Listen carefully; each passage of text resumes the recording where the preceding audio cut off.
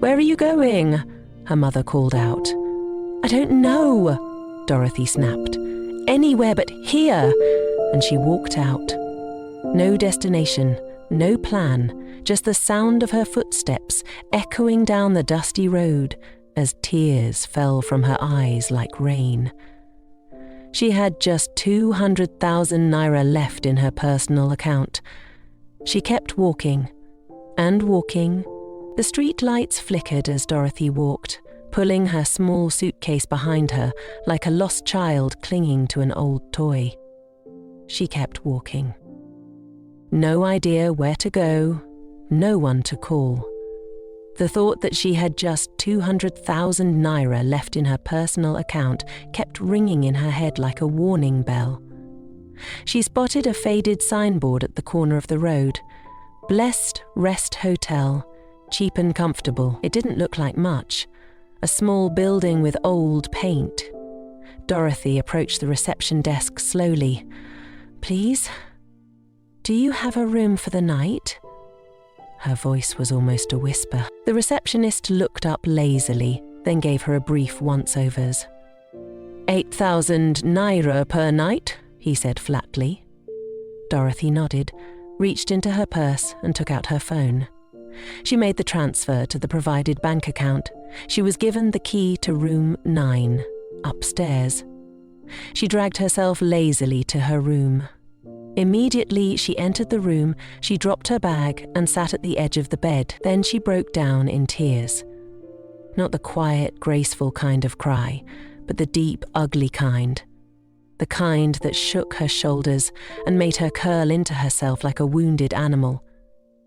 She cried for everything she had lost, for the brand she had built, for the life she used to have, for the home she had just walked away from, but most of all, she cried for the wound in her heart. The terrible thought that her own mother might have been behind it all. "Why?" she whispered into the darkness. "What did I do to deserve this?" She stared at the ceiling, eyes wet, her chest aching. Her mind raced.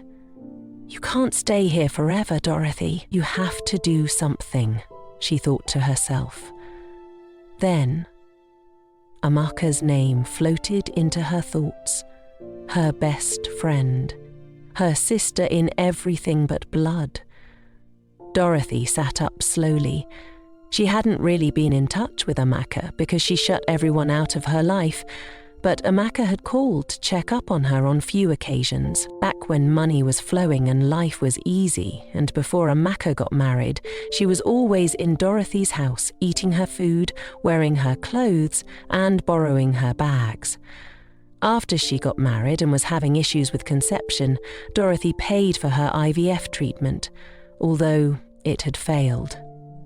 Surely Amaka would help, she said as she curled into bed. Her phone buzzed. It was her mother. She had been calling all day, but Dorothy simply ignored her calls. She continued to cry and eventually dozed off. The next morning, she woke up with a pounding head and puffy eyes. She managed to take a quick shower and dressed up. Her phone buzzed again, just before she stepped out. It was her mother. Once again, she ignored it. She texted Amaka briefly. "Hey, are you home? I need to see you." A few minutes later, the reply came. "Yes, come." Hope returned to Dorothy's heart. She carried her bag down the hotel stairs and ordered for a ride to take her to Amaka's house at Festac Town. She got to Amaka's house and knocked softly. Amaka opened the door. She looked surprised and a little nervous, especially when she saw the traveling box with her. "Hi," Dorothy said, managing a small smile. "Can I come in?" There was a pause. Then Amaka stepped aside. "Yeah, sure." Dorothy sat on the edge of a chair, her traveling box beside her. Amaka sat opposite, crossing her legs, fidgeting slightly. Dorothy cleared her throat. "Amaka, I don't know how to say this, but I need help. Just for a little while. Please don't ask me about my mother's house. I can't stay there for now. I need somewhere to stay. Just for a few days until I figure things out. Please, help me with a little amount to add to what I have so I can rent a room. I will pay as soon as I get back on my feet." Amaka looked at the table, then back at Dorothy. "Doro, I'm sorry, but I can't help you. I don't have the money, and I would have asked you to stay here, but my husband, he won't be okay with that." Dorothy's heart dropped. "I can understand if your husband won't be okay if I stayed with you. I have some money, but I know it won't be enough. Please assist me so I can get a one-room apartment." Amaka looked away. "I'm sorry, I can't help you." Dorothy stared at her in disbelief. Her voice came out soft, almost broken. "I have helped you in the past, Amaka. I thought they said one good turn deserves another. Why are you acting like I am a total stranger to you?" Amaka turned her back and remained quiet. Dorothy picked up her bag in silence. She nodded, her face pale. "Thank you." She walked to the door, opened it, and stepped outside. As she stood on the front porch, the sun burning softly on her back, she realized something deeply painful. When the lights go out, even the closest faces disappear. And now, once again, she was alone. Dorothy was back on the street. The sun beat down harshly on her skin as she dragged her suitcase behind her, moving from one bus stop to another, like a stranger in the city she once ruled. She sat on a bench at Yaba bus stop for almost 30 minutes, watching places she didn't care about and come back, shouting places she didn't care about. She chewed slowly on a pack of coconut chips she had bought from a roadside hawker and sipped warm sachet water. She was exhausted, but worse than that was the ache in her heart. How could Amaka send me away like that? After everything, Dorothy's mind played back every kind gesture she had shown Amaka, from paying her rent to covering the IVF costs, even allowing her stay in her house when she had a fight with her husband and he sent her out. She had thought Amaka was the one person who would hold her hand through the storm. Hours passed. Dorothy wandered from street to street. At some point she considered returning to her own house. Then she remembered she wasn't with the keys. She had left her mother's house in anger and didn't remember to take the keys. Going back there wasn't an option for her either. It was almost nightfall and she was considering checking into another hotel when she saw a modest building with a sign that read, "The Apostolic Church, House of Mercy." Something about the place pulled at her soul. She walked up to the building, pushed the gate gently and walked in. The compound was quiet. The main church doors were open. She stepped inside, and for the first time in many months, she felt peace. Cool air embraced her. The wooden pews were empty, and at the far end, the pulpit stood tall. Dorothy dropped her bag by the corner, walked to the front, and fell to her knees. There, with her face in her palms, she wept. She didn't hold back. Her sobs echoed in the quiet church like a broken violin. "Lord," she cried, "I know I've been far from you, I know. But at this point, I can't do this on my own anymore." Tears soaked her blouse. "I don't know who to trust. I don't know what's real. I'm tired, Lord. I need strength. I need help. Please, Father, help me, show me what I've missed." She was still crying when she felt a gentle tap on her shoulder. Startled, she turned her head and looked up. A middle-aged man stood beside her. His eyes were kind and his voice soft. "My daughter. Are you all right?" Dorothy wiped her face, shaking her head slowly. "I'm sorry," she whispered.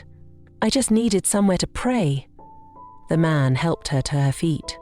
"Come, let's sit over here." They walked to one of the front pews and sat down.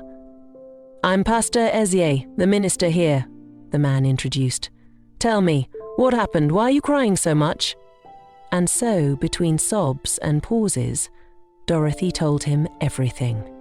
From her once glorious fashion empire to the warning of the madman, the collapse of her business, the fire, the frozen account, the betrayal, and her belief that her mother might be behind it all. She poured her heart out, raw and unfiltered, like water from a cracked jar. When she was done, silence filled the room for a while. Pastor Eze sighed deeply and looked at her with compassion. "My daughter, you should have listened to that man." Dorothy looked up slowly, confused.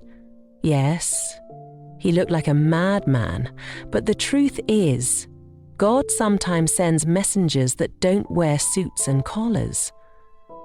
And what he told you was not impossible. It didn't cost you anything. It wouldn't have hurt anyone. All he said was, "Don't give money with your hand." She nodded slowly, her eyes filling again. "But more importantly," the pastor added gently, "you must never speak evil against the woman who gave you life. You accused her without proof. You left the shelter she gave you. That is not the way." Dorothy began to cry again. "I didn't know what to believe. I was so confused." "I understand, but confusion is not an excuse to hurt someone who loves you. Even if she had done something wrong, confronting her that way was not the answer." Dorothy covered her face again, broken. "I want to make it right. I want to find peace. I want to know the truth." "You will," Pastor Ease said calmly. "But first you must return to the place of prayer." He reached for his Bible and opened to Psalm 91. "I want you to read these scriptures, and I want you to fast and pray for 3 days. Don't ask for money, don't ask for revenge, just ask for truth, and God will show you." He scribbled the scriptures on a sheet of paper and handed it to her. "Also," he added, "we have a visitor's apartment in the compound. It's small but clean. You can stay there during your fast. I'll tell the caretaker to give you a key." Dorothy gasped lightly, overwhelmed. "Sir, thank you. I don't even know what to say." "Don't thank me, thank God. He hasn't forgotten you." Tears streamed down her cheeks again, but this time they were softer, grateful, hopeful. For the first time in months, she felt like someone had reached into her darkness and turned on a light. Dorothy approached her fast like a soldier sent to war. Every morning and evening, she knelt in the small visitor's room behind the church, whispering prayers with trembling lips. But it was midnight that she truly wrestled. Alone, with the ticking fan and a dim rechargeable lamp, she cried out to God with all her heart. "Father, reveal the one who did this to me. I won't stop calling until you show me." She broke her fast at 6 p.m. that day. On the second night, after her midnight warfare prayer, Dorothy finally lay down, exhausted. Her lips were still moving in prayer when sleep overtook her. And then she dreamed. In the dream, she sat in her old office, the Dora Couture showroom. She was beautifully dressed and flipping through fabric samples when a knock came at the door. "Come in," she said. The door opened, and a young woman entered, dressed plainly, eyes red and swollen from crying. She wasn't a known face in the dream. "Please, Ma," the woman said, kneeling. "I'm in need. I've not eaten. My mother is sick. I need help." Dorothy, moved with compassion, opened her purse and gave her some money, crisp new notes. The girl's face immediately lit up. "God bless you, Ma," she said joyfully, smiling brightly. Dorothy smiled too, glad she could help. But as the girl turned to walk away, her smile changed. Her face twisted. What was once innocent and thankful became wicked. A dark, sinister grin stretched across her face like a mask. Her eyes glowed with something evil. Dorothy's heart pounded in the dream. She opened her mouth to speak, but the woman had already vanished into smoke. Then she woke up drenched in sweat, gasping for breath. She sat up in bed, holding her chest, the image still fresh in her mind. The next day, after morning service, she met Pastor Ease by the altar and narrated the dream with trembling hands, laying emphasis on the fact that the face she had seen in her dream was an unknown face. The pastor listened carefully, his eyes closed in deep thought. When she finished, he opened his Bible, flicked through a few pages and spoke gently. "My daughter, the Lord has shown you where your problem is coming from. She came as someone in need, and you gave her money. But her hand was evil." Dorothy nodded slowly, her throat dry. The pastor leaned in. "Tonight, for the final night of your fast, you must pray with this word: O God of vengeance, arise. Visit the one behind my downfall with fire. Let her be restless until she confesses." That night, as the clock struck 12, Dorothy fell to her knees again. She had no strength left, but she didn't care. Her voice shook the walls. Her cries pierced the stillness. "God of vengeance, arise. Visit the one behind my pain. Let her be restless. Let fire burn in her bones until she confesses. I refuse to sleep until you answer me." She screamed in tears, lifting her hands up high in desperation. She prayed until her voice cracked, until her knees ached, until she collapsed on the floor in exhaustion. But her heart was burning with one request: let the truth come out, tonight. The next morning, just as the first rays of light filtered through the curtains, Dorothy's phone buzzed on the wooden stool beside her bed. Her hands trembled as she picked it up. Caller ID: Damien, Amaka's husband. Her eyes widened. "Hello? Dorothy?" Damien's voice was rushed, panicked. "Where are you? Please, where exactly are you?" "Why do you ask?" Dorothy asked him, still wondering why he sounded so urgent. "It's Amaka. She's not herself. She's been screaming since midnight, begging to be taken to you." Dorothy hesitated and then gave him the address of the church. About an hour later, Damien arrived with Amaka in their car. He helped Amaka out of the car. Dorothy's mouth fell open. Amaka looked like a shadow of herself, and she was muttering incoherent words between sharp screams. "Fire! It's burning! My back! Oh, God, it's burning me!" Damien held her tightly, struggling. "She's been like this since midnight. Crying, screaming, rolling on the floor. She kept shouting your name. She said she must confess." Pastor Ears arrived just then. He guided them all into the church sanctuary, asking everyone to sit. Amaka dropped to the floor, shaking violently, before turning to Dorothy with wild, tear-drilled eyes. "I'm sorry. I'm so sorry." Dorothy took a shaky step forward. What did you do?" Amaka broke down. Her voice came in gasps. "It was me. I was the one. About 2 years ago, 2 months before Dorothy's showroom got burnt, I visited her at her showroom. I went there crying. My left cheek was swollen, and I claimed that I had a misunderstanding with my husband and that he hit me. Although he used to hit me in the past and Dorothy was aware, there was no fight, talk more of him hitting me on that particular day. I told her my husband slapped me so hard I ran out of the house without my purse.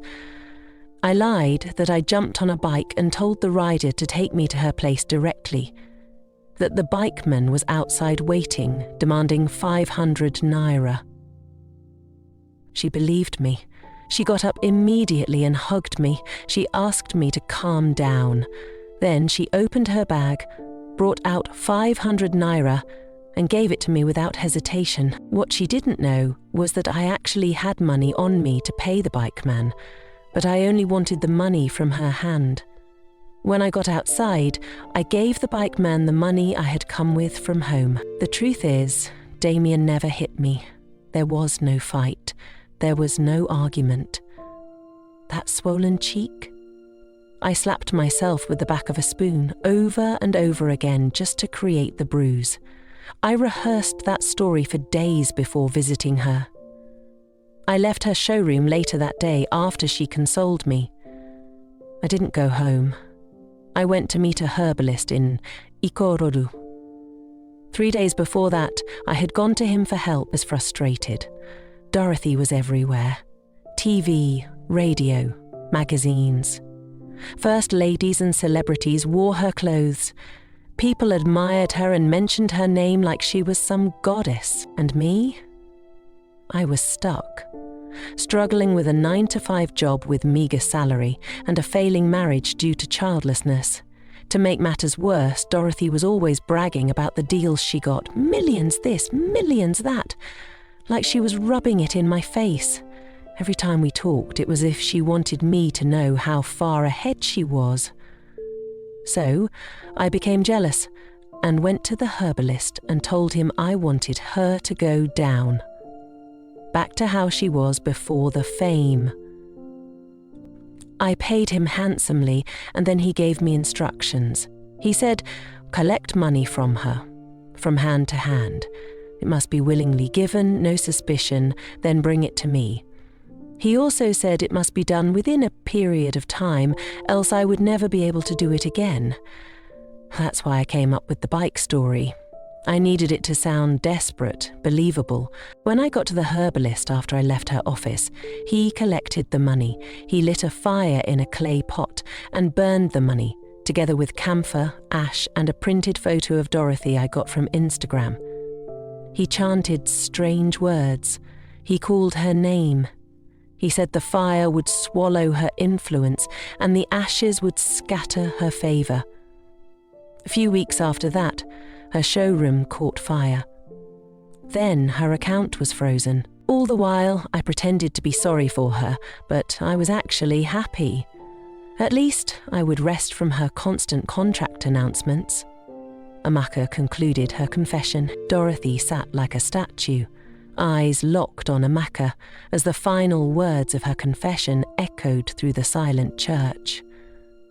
She didn't speak. Instead, her lips began to tremble, and before anyone could say a word, she broke down. Tears streamed from her eyes in uncontrollable waves as she covered her face with both hands and sank slowly to the floor. So, it was you. I remember that day now. I didn't even suspect anything. How could you, Amaka? I thought I was sharing my good news with someone I could trust. All those times I told you about the deals, I thought I was pouring my heart out to a sister. She lifted her eyes, swollen and red. I didn't know I was feeding my own enemy. And in all of this, I turned against the one person who truly stood by me. Her voice dropped into a whisper. My mother. She lowered her head again and wept harder. I looked that woman in the eye and accused her. I indirectly called my mother a witch because of you, Amaka. Pastores stepped forward gently, placing a hand on Dorothy's shoulder. My daughter, I know this is a deep wound, but hear me clearly. You also have a lesson in this. He turned slightly so both women could hear.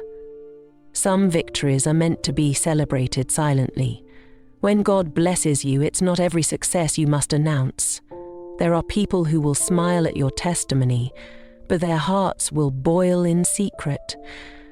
Dorothy nodded through her tears, wiping her face with the edge of her wrapper. Pastores looked at Amaka, who now sat on the floor, calm but broken, eyes lowered.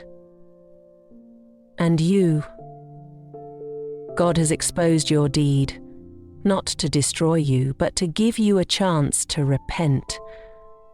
Don't take his mercy for granted. Amaka sniffled and crawled closer to Dorothy, her voice low and filled with regret. Dorothy, please. I know I don't deserve it, but I'm begging you, forgive me.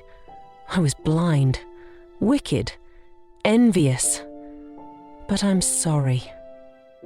Amaka's husband, Damien, who had stood in stunned silence all along, finally shook his head slowly, the pain written clearly across his face. I can't believe this. I'm disappointed in you, Amaka, was all he could manage to say.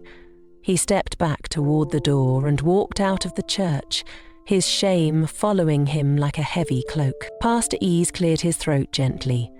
Dorothy, God has delivered you. Things will gradually begin to return to normal. But please, forgive Amaka so you can be completely free. Dorothy looked straight at Amaka, her face soaked with tears but hardened with pain. I'm sorry, Pastor, she said, her voice low but firm. I can't forgive her, not after everything, not after she destroyed my life and made me doubt my own mother. She turned away, folding her arms tightly across her chest. But Pastor Eze stepped closer, his voice calm and steady. Dorothy, listen to me. Forgiveness is not a favor to her. It's a weapon for your own healing. The longer you hold on to this pain, the deeper the chains grow around your destiny. You think unforgiveness punishes her? No, it imprisons you. He pointed toward her heart. You fasted, you prayed. God answered. Now don't block your own breakthrough because of bitterness. Let go. Not because she deserves it, but because you deserve peace. Dorothy closed her eyes tightly, her lips trembling. After a long silence, she whispered, Okay, Pastor, I forgive her. Not because I feel like it, but because I need to heal, like you said. However, I don't want to have anything to do with her ever again. With that, she walked back into the visitor's room and began to pack her things.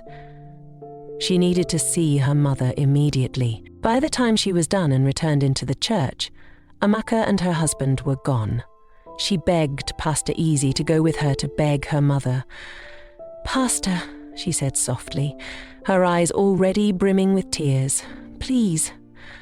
I want to go and beg my mother, but I can't do it alone. Will you come with me? Pastor Eze looked up, sensing the weight in her voice. He glanced at his schedule, paused for a moment, then nodded with a gentle smile. I'll go with you. They ordered a ride and made their way through the familiar roads back to Dorothy's old neighborhood. As they got closer to the house, her heart began to pound. When they arrived and stepped into the compound, everything was silent. Dorothy turned to the pastor. She's probably gone to the supermarket. But something inside her nudged her to check her mother's room first. She walked through the corridor, opened the bedroom door, and froze. Her mother, Mrs. Nwankwo, was lying on the bed, shivering with a high fever, her face pale, her lips dry, her head drenched in sweat. Mummy! Dorothy rushed to her side. The older woman opened her eyes slowly, weakly. She tried to speak but only managed a faint, breathy moan. Dorothy gently helped her up, supporting her carefully as she led her to the living room, where Pastor Eze stood waiting. Mama followed, silently, her body frail and trembling. They sat her down on the couch. Then Dorothy fell on her knees, then flat on her face, right at her mother's feet. Mummy, please. Forgive me. I judged you, I accused you, I said things that no daughter should ever say. And you didn't deserve any of it. It was Amaka. She confessed. She was the one who used the money I gave her to destroy my business. She went to a herbalist. She said she envied me. It wasn't you, Mummy. I was wrong, so wrong. Mrs. Nwankwo stared down at her daughter, silent, her lips trembling. Tears began to roll down her cheeks. Pastor Eze stepped forward gently and placed a hand on her shoulder. Mama, Please find it in your heart to forgive her, he said softly. The word of God says, be kind and compassionate to one another, forgiving each other just as in Christ God forgave you. This is your daughter. She was blind, but now she sees. Mrs. Nwankwo wiped her face and finally spoke. I'm not angry, Dorothy, she whispered. I'm just relieved. I knew I didn't do anything, but when you looked at me like I was your enemy, it broke me. I became sick because of the pain in my heart, but I thank God the truth came out. I thank God I've been vindicated. Dorothy held her legs tighter, crying harder. Her mother reached out and gently lifted her up. I forgive you, my daughter. They embraced tightly, holding on to each other like lost parts of a broken whole. Pastor A's looked at Dorothy with the eyes of a father who had seen many rise and fall. Dorothy, he said gently, you must never let your success carry you far from the one who gave it to you. Becoming wealthy, influential, or too busy is never a valid excuse to drift from God. In fact, the higher you go, the more visible you become to forces you don't even see. Every new level in life opens new gates, and not all those gates are guarded with love. He leaned forward, his voice firmer now. When you were at your peak, you forgot the altar that lifted you. No prayers, no fellowship, no covering. That's dangerous. The devil doesn't always attack through the front door. Sometimes he uses those closest to you. Dorothy, as God lifts you again, don't just rebuild your brand. Rebuild your altar. Stay close to God, because your next level must come with his presence so it can stand firm. 3 days later, around 8:45 a.m., Dorothy was seated on the veranda peeling oranges for her mother, who had now fully recovered. She heard her phone buzz. It was a mail from her bank. She opened it casually, then froze. Dear Miss Nwankwo, following the conclusion of our thorough investigation into your account, we deeply regret the inconvenience caused. Your account has been reinstated and all restrictions have been lifted. We sincerely apologize for the error. Dorothy stared at the screen in shock. Then, a slow smile began to form. Mummy, she called, running into the house. They've unblocked my account. Before her mother could respond, another call came in. Unknown number. She answered. Hello? A warm, British-ended voice replied, Dorothy Nwankwo? It's Mrs. Celeste. I'm so glad I finally reached you. I've been trying to get your contact for months. My assistant lost your details during the transition. I've been meaning to offer you a major contract for our international fashion campaign. We're revamping the entire line, and I want you to design for us. Dorothy blinked, stunned. She dropped the phone slowly after the call ended. Then she began to dance, singing songs of praise to God. Bit by bit, things were falling into place. The clouds were lifting. God had not forgotten her. Her tears, her pain, her prayers, none were wasted. The journey of restoration had begun. Dorothy became prayerful, waking up at dawn, spending time with God, and reading the scriptures Pastor E's recommended. Life had changed, not just outside, but within. With her bank accounts reactivated, client calls returning, and a fresh sense of direction, Dorothy decided to start over, but with intention. Instead of diving back into business immediately, she applied for a 2-month advanced fashion program in Milan, Italy, something she had always postponed in the past due to her busy schedule. She attended the prestigious Istituto di Moda Internazionale. She spent her 3rd month networking, attending global fashion expos, and gaining insights into sustainable fashion and technology-enhanced fabric design. Milan gave her more than just education. It gave her time to reflect, breathe, and rebuild the vision. By the time she returned to Nigeria, she was a woman reborn. 1 week after arriving, She stepped into her own compound for the first time. She stood before the grand black gate and whispered a short prayer, then unlocked it slowly and walked in. The house had been kept in good shape. She moved in quietly, no fanfare, no grand announcement, just gratitude in her heart. The first person she called was Collar, her old driver. The man nearly screamed with joy. "Ah, Madame, I am so happy to hear your voice. Thank God. Welcome back, Ma." He resumed the next morning, overwhelmed with joy to be back in her service. Her former housekeeper and security man had already moved on with their lives. Dorothy didn't call them back, she simply hired new ones. This time, after prayerful consideration, she rented a new building and launched her comeback collection with a quiet exhibition at an exclusive art gallery. The designs spoke for themselves, bold, elegant, and refined. Orders rolled in faster than she anticipated. Her international clients returned, and a new crop of loyal local clients followed. But through all the success, one name never left her heart: Mr. Nobody. She spoke about him occasionally to the pastor, to her mother. That strange-looking man with wild hair and piercing eyes, who stood by her car in traffic and said what no one else could see. She had never seen him again. Sometimes she would look out the window while driving or glance around bus stops in hope just to see his face one more time, just to say thank you. She often wondered, was he truly mad, or was he a messenger in disguise? She never got the answer, but deep down she believed he was sent by God. The warning she ignored, the voice she brushed aside. And yet, mercy found her. One Sunday afternoon, while lounging on her balcony with her Bible and a cup of tea, Dorothy closed her eyes and whispered, "Thank you, Lord, for giving me a second chance." Her mother stepped out with a smile and sat beside her. "Look at how far you've come," she said. Dorothy nodded slowly, her eyes shining. "From ashes to beauty," she replied. She didn't need to shout her comeback to the world. Her peace, her growth, and her strength, they were louder than any billboard.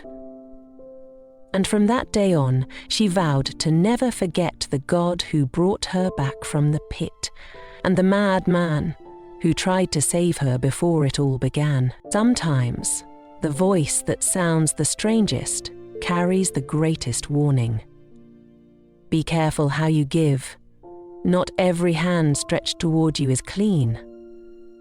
Let this be a reminder to us all. Not everyone smiling is a friend. Not every fool is a failure. And sometimes, mercy finds us in the most unexpected places. Thank you so much for watching this touching story. We hope it moved and inspired you. There are more emotional, suspenseful, and life-changing stories coming your way, so stay tuned. If you haven't already, please like, share, and most importantly, subscribe to the channel. See you in the next one.